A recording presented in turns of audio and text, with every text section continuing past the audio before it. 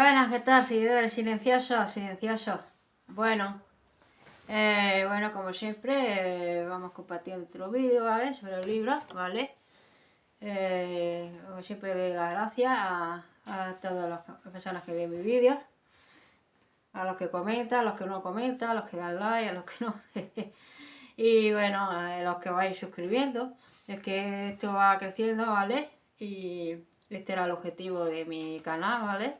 Para conocer a más gente con gustos literarios, que le gusten los libros y a mí me gusta, pues, a mí lo que me gusta es leeros y compartir los libros que voy leyendo, es muy importante para mí. Y bueno, para los nuevos, pues siempre digo que soy escritora, ¿vale? También, aparte de ser lectora, también soy escritora. Mi primera novela, Rebeca la princesa prometida, ¿vale? Rebeca la protagonista, ¿vale? Un romance erótico, fantasía paranormal, ¿vale? Y bueno, voy a leer un poquito la sinopsis, ¿vale? Y luego leo el fragmento de la novela para que vayáis conociendo la novela y tal, ¿vale? Rebeca vive rodeada de lujo y comodidad en la vibrante ciudad de San Misulo, casada con Akira, el influyente y temido alcalde de la ciudad. Su vida parece perfecta, fiesta exclusiva, viajes a destinos exóticos y un estatus social envidiable. Sin embargo, Rebeca guarda un secreto profundo, algo que ni siquiera el poder de Akira puede silenciar, la sensación de estar atrapada en una jaula de oro. Todo cambia el día que conoce a Nathan, un misterioso y apasionado empresario con el que empieza a salir. Lo que comienza como un escape inocente se convierte rápidamente en una aventura llena de emoción y peligro, hasta el día que los secretos de Nathan salen a la luz. ¿Qué os parece la sinopsis? Bueno, pues, ¿qué os parece? ¿Qué decir? Me podéis dejar en comentarios a ver qué os parece Rebeca. Bueno, Rebeca está casada con el alcalde, ¿vale? Una persona popular. Ella tiene dinero, tiene mucho lujo, va de viaje. Sin embargo, Rebeca pues guarda un secreto. Y no solo guarda el secreto, sino que Rebeca, eh,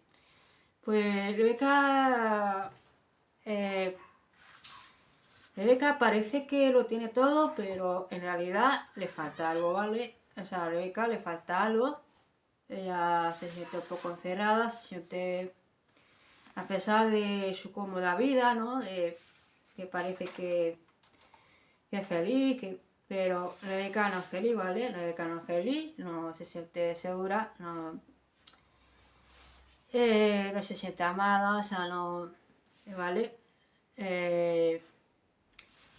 Y entonces Rebeca pues conoce a Nata un día, y bueno, Nata es un chico misterioso que también guarda muchos secretos y bueno, parece que ella tiene un romance secreto con este chico, con Nata. Y bueno, eso ya lo tendréis que descubrir vosotros, lectores, y leyendo esta novela, ¿vale? ¿Vale? La tenéis en Amazon. Y si queréis, aunque yo voy leyendo aquí, os voy leyendo fragmentos para que veáis si va la novela, si os gusta. Y, y bueno, otra cosa interesante de Rebeca es que a ella le gusta escribir. Ella escribe una novela, está escribiendo una historia de amor, ¿vale? Y bueno, puede ser esa novela, puede ser una realidad, una fantasía, eso ya lo tendréis que descubrir también. Rebeca, a medida que va escribiendo el libro, va contando sus secretos, va contando su historia. Y bueno, os voy a leer el fragmento que he dicho antes, ¿vale? Esta es mi Rebeca, es un marcapágina, ¿vale? Para los lectores que leen y compran mi novela, ¿vale? Es un detalle que tengo con ellos, ¿vale? Y bueno, ella me motiva a escribir, a seguir escribiendo, ¿vale? Y bueno, voy a leer el fragmento a ver qué os parece, a ver qué... Bueno. A la tarde mi marido me llamó por teléfono y me dijo que llegaría por la noche. Aproveché para quedar con Nathan. Quedamos en su club Minneapolis. Nathan quería sorprenderme y llevarme a otro sitio. Bajamos a su cuarto de juegos. Había una puerta secreta que nunca había visto. Entramos y vi una cámara secreta llena de dinero. Había joyas, objetos de valor y cámaras por todos lados. Desde ahí se veía todo lo que pasaba en el club. Nathan, ¿qué es todo esto? ¿Eres un ladrón? No, Rebe, no soy ningún ladrón. Todo esto me lo he ganado gracias a mi droga mágica. ¿Cuánto dinero tienes? No lo sé, nena, no lo he contado. Nunca imaginé que Nathan tuviera tanto dinero. Nos sentamos en un sofá que había al lado de la cámara secreta. Nos abrazamos. Esos momentos para mí era todo plenitud. Nathan puso su mano en mi mejilla. A mí el dinero no me importa. Ya sabes lo que quiero en mi vida. A ti. Nathan se puso reflexivo y siguió mirándome. Rebeca, escúchame con atención. Tengo que contarte un secreto. Con su mano me acariciaba.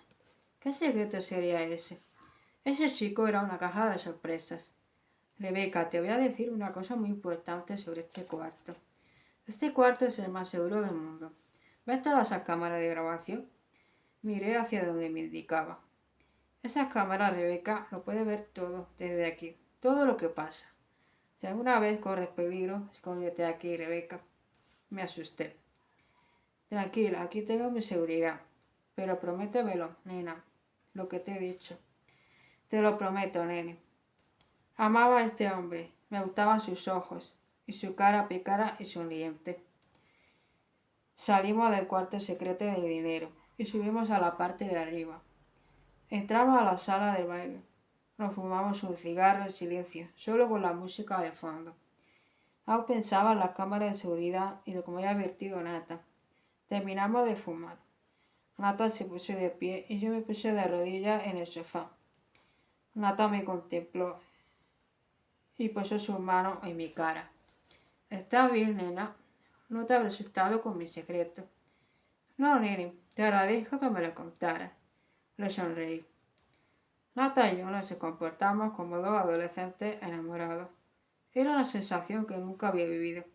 Esa noche, con los secretos de Nata al descubierto, empecé a conocerlo más. No me importaba lo que hiciera, confiaba en él. Nathan llamó a su hermano Noah y amiga. Cuando llegaron, nos saludamos y salimos a la terraza donde estaba el coche de Nathan. Nathan, mirándonos los tres, dijo: ¿Nos vamos de fiesta, chicos? Megan contestó: Venga, vamos a divertirnos. Nos subimos al coche.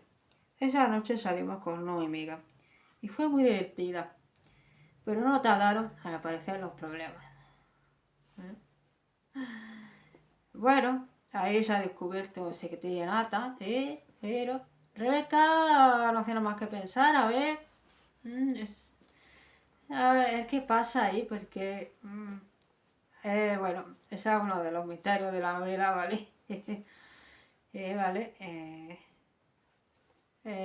Rebeca y Nata tiene una historia de amor secreta, como habéis visto, como habéis leído, ¿vale? Habéis escuchado, que ella está casada. Y bueno, tienen ahí un amor secreto, ¿vale? Y bueno, se supone que va a haber problemas, pero eso ya lo tenéis que leer vosotros, ¿vale? En esta novela, ¿vale? Dedica a la princesa prometida, ¿vale? Como he dicho, la tenéis en Amazon. Y bueno, romance erótico, fantasía paranormal, ¿ok? Y bueno, ya me contáis, me dejáis comentarios a ver qué os parece este texto, a ver qué pensáis, qué es lo que pasa con esa habitación, qué es lo que pasa con esa cámara, qué es lo que pasa, qué pensáis que pasará en esa escena, o sea, qué os parece. Y bueno, os podéis también dejar qué pensáis de Eureka y Nata, qué os parece, la cosa que se dice. Y bueno, voy a pasar al siguiente libro, ¿vale? Como siempre, en todos los vídeos leo mi novela y luego leo otra novela, ¿vale? Y yo voy a leer esta, ¿vale? Tengo cuentos, ¿vale? Os voy a leer el cuento de Edgar Allan Poe. Es que me cuesta. Pero bueno, yo le digo Poe, ¿vale? porque me encanta esta historia así gótica, de terror, de miedo, de... Este libro también lo saqué de la biblioteca para leerlo con vosotros, ¿vale? Y compartirlo. Y voy a leer el primero, porque pues es de mis favoritos también. ¿Vale? Se supone que son de relatos de mujeres vampiros, ¿vale? De Carmila. Pero bueno, hoy voy a leer de Poe, porque Poe también me parece un escritor fantástico, ¿vale? Y por ejemplo, ¿vale? Berenice, seguro que lo conocéis, Berenice, es famoso, ¿vale? Vale, la dicha es múltiple, la desgracia sobre la tierra multiforme, desplegada en el vasto horizonte como el arco iris. Sus matices son tan varios como los de este arco, y también tan distintos y tan íntimamente entreverados. Desplegada en el vasto horizonte como el arco iris. ¿Cómo ha podido derivar de la belleza un tipo de fealdad? Y cómo de la alianza de la paz un símil de dolor. Pero así como la ética del mal es una consecuencia del bien, así de hecho de la alegría nace la pena, o el recuerdo de la felicidad pasada engendra la angustia de hoy, o la agonía que son. Tiene su origen en los éxtasis que pudieron haber sido.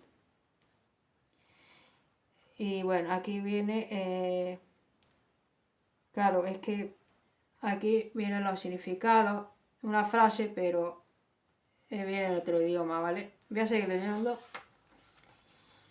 Mi nombre de pila es Egaus. No mencionaré mi apellido familiar. Sin embargo, no hay en mi país torreones más ilustres que los de mi melancólica y grisácea casa solariega. Nuestro linaje ha sido llamado raza de visionarios, y en muchos detalles notables en el carácter de la mansión familiar, en los frescos del salón principal, en los tapices de los dormitorios, en los relieves de algunos pilares de la sala de armas, pero sobre todo en la galería de cuadros antiguos, en el estilo de la biblioteca, y por último en la singularísima índole de su contenido. Hay pruebas más que suficientes para justificar esta creencia. Los recuerdos de mis primeros años están unidos a esta sala y sus volúmenes de los que nada más diré. Allí murió mi madre, allí nací yo, pero es vanamente ocioso decir que no había vivido antes, que el alma no tiene una existencia anterior. ¿Lo negáis? No discutiré sobre el tema. Yo estoy convencido, pero no intento convencer. Hay, sin embargo, un recuerdo de formas etéreas, de ojos espirituales y expresivos, de sonidos musicales, aunque tristes. Un recuerdo que no será apartado. Una memoria como una sombra vaga, variable, indefinida, incierta.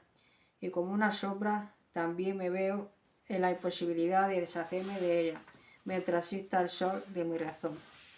En ese aposento nací yo, al despertar así de la prolongada noche de eso que parecía ser, pero no era, la no existencia, para caer enseguida en las verdaderas regiones de un país de hadas, en un palacio fantástico, a los extraños dominios del pensamiento y de la erudición monástico. No es raro que haya mirado a mi alrededor con ojos asombrados y ardientes, que malgastara mi infancia entre libros y disipara mi juventud en sueños. Pero sí es raro que transcurrieran los años y el cenit de la virilidad me encontrara aún en la casa de mis padres. Sí, es asombroso el estancamiento que ocurrió en los ontanares de mi vida. Asombroso el total trastrueque que se produjo en la índole de mis pensamientos más simples. Las realidades del mundo me afectaban como visiones, y solo como visiones, mientras las desenfrenadas ideas del país de los sueños se tornaban en cambio no el alimento de mi existencia cotidiana, sino a decir verdad en mi sola y entera existencia. Berenice y yo éramos primos y crecimos juntos en la paterna casa solariega. Aún así crecimos de distinta manera, yo enfermizo y consumido en melancolía, ella ágil, graciosa y desbordante de energía. Para ella eran los paseos por las colinas, para mí los estudios del claustro yo viviendo encerrado en mí mismo, entregado en cuerpo y alma a la más intensa y penosa meditación. Ella vagando despreocupada por la vida sin pensar en la sombra de su camino o en la huida callada de las horas de ala de cuervo. Berení, invoco su nombre. Berení, de la grisa ruina de la memoria, mil recuerdos tumultuosos aletean esta voz. Ah, mi vida acude a su imagen, a mí ahora, como en los primeros días de su ardor y su dicha. Oh, magnífica y sin embargo fantástica belleza. Oh, sílfide entre los arbustos de Angeri. Oh, náyade entre sus fuentes. Y luego todo misterio y terror. Una historia que no debe ser contada. La enfermedad. Una enfermedad fatal se precipitó sobre ella como el sumum. E incluso cuando yo la contemplaba, el espíritu de la transformación pesaba sobre ella, penetrando en su mente, su hábito, su carácter, y de la manera más sutil y terrible llegaba a perturbar la identidad de su persona. ¡Ay! El destructor iba y venía y la víctima, ¿dónde estaba? Yo no la conocía, o al menos no la reconocía como Berení. Entre la numerosa serie de enfermedades acarreadas por aquella primera y fatal que provocó una revolución tan horrible en el ser moral y físico de mi prima, debe mencionarse como la más penosa y tenaz, una especie de epilepsia que terminaba frecuentemente en catalesia, una catalesia muy semejante a la muerte real, y de la que despertaba ella muchos casos con bruscos sobresaltos. Entre tanto, mi propia enfermedad, pues me han dicho que no debo llamarla de otro modo. Mi propia enfermedad, digo, crecía rápidamente adquiriendo, por último, un carácter monomaníaco, de una especie nueva y extraordinaria, que a cada hora, a cada minuto, cobraba mayor intensidad, y al fin adquirió sobre mí un incomprensible ascendiente. Esta monomanía, si he de emplear este término, consistía en una irritabilidad mórbida de esa facultad de la mente, que la ciencia metafísica designa con la palabra atención. Es más que probable que no se ha comprendido, pero en verdad temo que no haya manera posible de dar a la inteligencia del lector corriente una idea apropiada de esa nerviosa intensidad del interés con que en mi caso la facultad de meditación, por no hablar en términos técnicos, actuaba y se sumía en la contemplación de los objetos del universo, aun de los más vulgares. Meditar infatigablemente largas horas con la atención fija en alguna frívola nota marginal o tipográfica.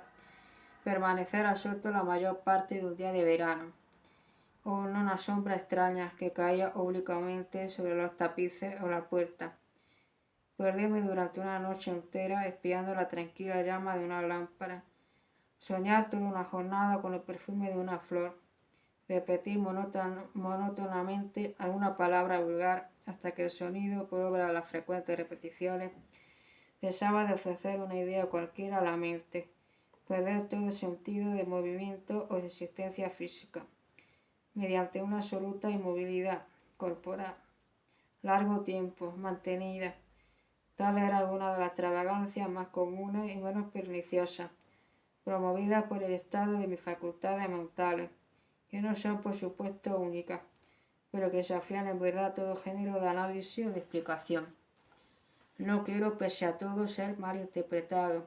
La normal grave y mórbida atención así excitada por objetos triviales en sí mismo no debe confundirse con esa tendencia meditativa común a toda la humanidad y a la que se entrega sobre todo las personas de mi imaginación ardiente.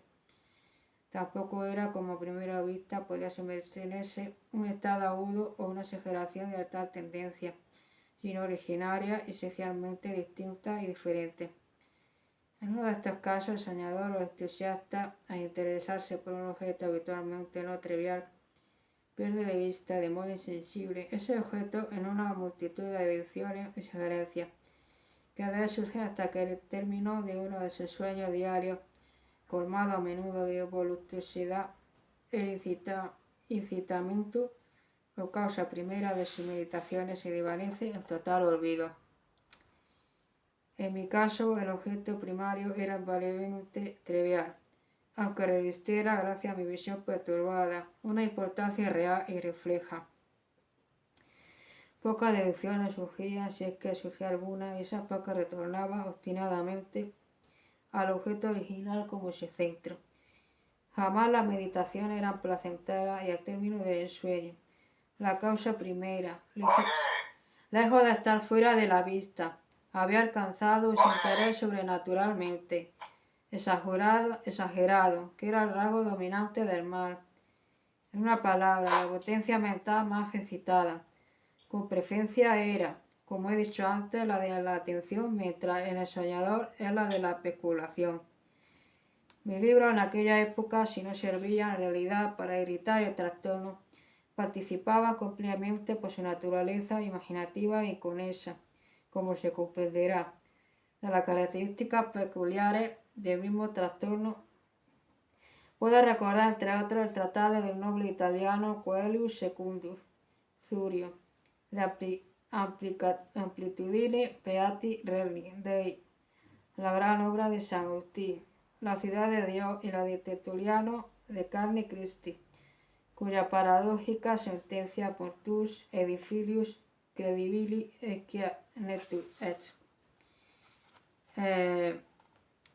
absorbió íntegro mi tiempo durante muchas semanas de laboriosa e infructuosa investigación.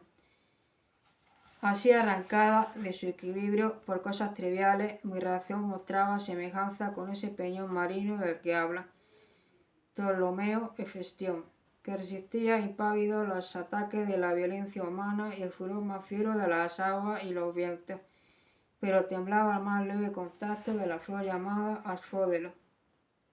Y aunque a un pensador descuidado pueda aparecer indudable que la alteración producida por su desdichada dolencia en la condición moral de Berenice me proporcionaría muchos motivos para el ejercicio de esta intensa y anormal meditación, cuya naturaleza me ha costado cierto esfuerzo explicar. En modo alguno era este el caso. En los intervalos lúcidos de mi dolencia, su calamidad me causaba pena y, conmovido por la ruina total de su bella y dulce existencia, no dejaba de reflexionar frecuentemente y amargamente en la prodigiosa vía por la que había llegado a producirse una revolución tan súbita como extraña. Pero estas reflexiones no participaban de la idiosincrasia de mi enfermedad, y eran semejantes a las que en idénticas circunstancias podían parecer en el común de los hombres. Fiel a su propio carácter, mi dolencia se manifestaba en los cambios menos importantes, pero más llamativos, que tenían lugar en el estado físico de Berenice, en la singular y aterradora deformación de su identidad personal. En los días más brillantes de su incomparable belleza, seguramente no lo había amado. En la extraña anomalía de mi existencia, mis sentimientos nunca procedían del corazón y las pasiones siempre procedían de la inteligencia. A través del gris de la albada, en la entrelazada sombra del bosque a mediodía y en el silencio vesperal de mi biblioteca, había revoloteado ante mis ojos, y yo la vi, no como una Berenice viva y palpable, sino como la Berenice del sueño, no como una tangible habitante de la tierra, sino como su abstracción, no como una cosa que admirar, sino que analizar, no como un objeto de amor, sino como un tema de especulación tan abstrusa como inconesa. Y ahora temblaba en su presencia y palidecía cuando se acercaba. Sin embargo, aún lamentando con amargura su decadencia y su ruina, recordé que me había amado largo tiempo, y en un ciego momento le hablé de matrimonio.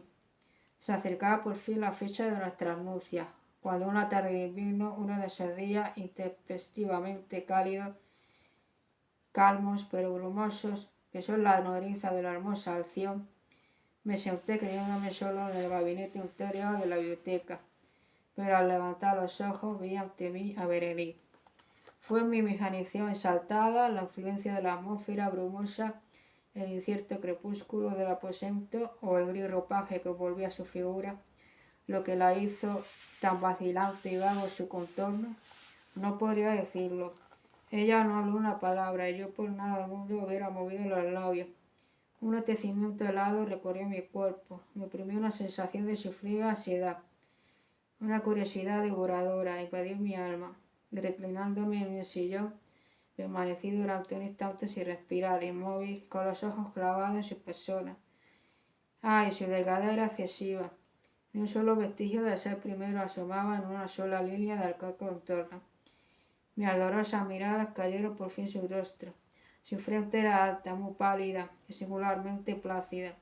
Los cabellos en otro tiempo de un negro azabache caían parcialmente, sombreando las hundidas sienes con innumerables rizos, ahora de un brillo dorado que por su matiz fantástico desentonaba de modo violento con la dominante melancolía de su rostro. Sus ojos carecían de vida y de brillo, y en apariencia de pupilas sin querer aparté las mías de su fijeza vidriosa, para contemplar los labios finos y arrugados. Se entreabrieron y en una sonrisa de peculiar expresión los dientes la cambiaron. La cambiada Berenice se elevaron a mi vista. Ojalá nunca lo hubiera visto, o después de verlos hubiera muerto. Me sobrecogió el golpe de una puerta al cerrarse y alzando los ojos vi que mi prima había salido del aposento. Por el agitado aposento de mi mente. ¡Ay! No había salido ni se apartaría el blanco y triste espectro de los dientes. Ni un punto en su superficie, ni una sombra en su esmalte, ni una melladura en su hilera. Hubo en esa pasajera sonrisa que no se grababa a fuego en mi memoria. Lo vi entonces con más claridad como un momento antes. Los dientes, estaban allí, aquí, en todas partes, visibles y palpables ante mí, largos, oídos, blanquísimos, con los pálidos labios arrugados, enmarcándolos como en el momento mismo en que había comenzado a extenderse. Entonces ocurrió la furia de mi monomanía, y luché vanamente contra su extraña e irresistible influencia. En los múltiples objetos del mundo exterior no tenía yo pensamiento más que para los dientes. Lo ansiaba con un deseo frenético. Los demás asuntos, todos los restantes intereses, se desvanecieron en su sola contemplación. Ellos y solo ellos estaban presentes en mi mirada mental y su única individualidad se convirtió en la esencia de mi vida intelectual. Lo veía bajo todas las luces, lo hice adoptar todas las actitudes, estudié sus características, me preocupé por las particularidades, medité sobre su confirmación, reflexioné sobre la alteración de su naturaleza, me estremecí, atribuyéndole a su imaginación, de una facultad sensitiva y consciente, incluso sin ayuda de los labios, una capacidad de expresión moral. Se ha dicho bien de Mademoiselle Salé, que tu pas está de sentiment, y de Berenice, creía yo, con mayor seriedad aún. Tal fue el insensato pensamiento que me perdió. Por eso los codiciaba yo tan locamente. Sentí que solo su posesión podía devolverme el sosiego y hacerme recobrar la razón. Y sobre mí cayó la tarde y luego las tinieblas duraron y se disiparon. Y alveó un nuevo día, y la bruma de una segunda noche se espesaron a mi alrededor.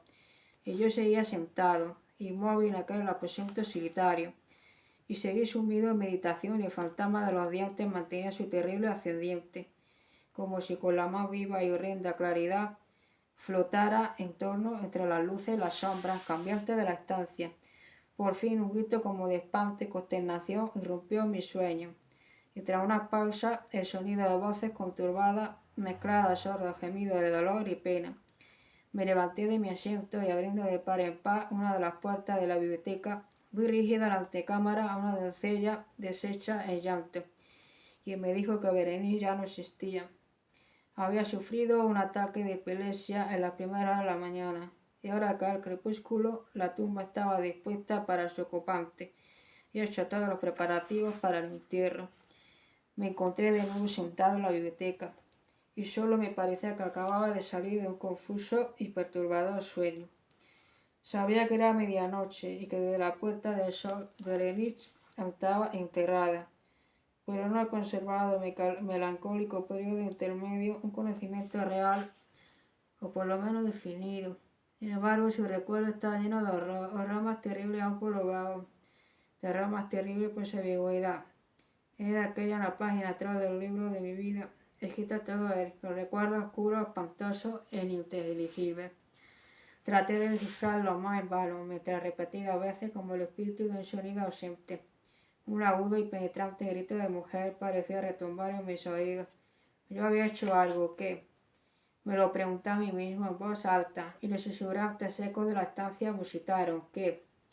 En la mesa a mi lado ardía la lámpara, y junto a ella había una cajita. No poseía características notables, y la había visto con frecuencia, pues pertenecía al médico de la familia. Pero ¿cómo había llegado hasta aquí, hasta mi mesa? ¿Y por qué me cayeron... y por qué me estremecía al mirarla? Era cosa de poca monta, y mis ojos cayeron al fin sobre la abierta página de un libro, sobre una frase subrayada. Eran las palabras singulares pero sencillas del poeta en Zaita. ¿Por qué al leerlas se me erizaron los cabellos y mi sangre se congeló en las venas? Dieron entonces un ligero golpe en la puerta de la biblioteca, y pálido como un morador de la tumba entró un criado de puntilla. Su ojo estaba trastornado de terror y me habló con voz trémula y ronca y ahogada. ¿Qué dijo?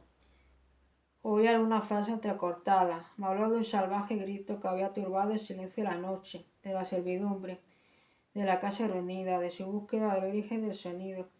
Luego el tono de su voz cobró un matiz espeluznante y claro, cuando me habló en un susurro de una tumba violada, de un cadáver desfigurado, sin mortaja, y que aún respiraba y palpitaba, aún vivía.